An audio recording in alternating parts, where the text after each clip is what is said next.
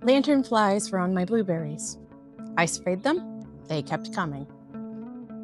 So I'm setting up circle traps in 5 spots to see which one catches the most. A circle trap wraps around whatever they're climbing. They walk up, climb the screen, and meet their demise. So here they are: cherry, deck, crape myrtle, fence, redbud.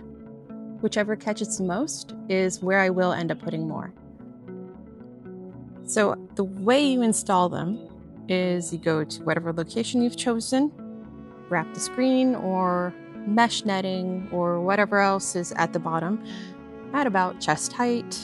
You want to staple it, pin it, or zip tie it tight to whatever surface it's up against. That way they can't climb under.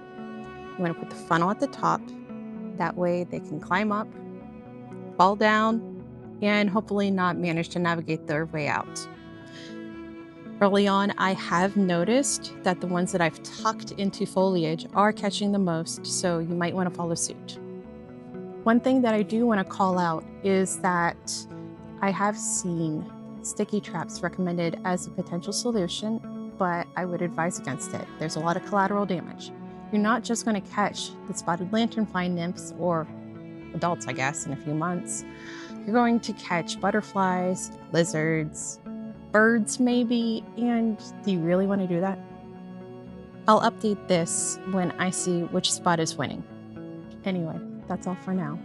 I track all of my plants as if they are corporate personnel in a series called Selection Pressure. The link is in the description below. Feel free to check it out if you have the time. Thanks for watching. Bye.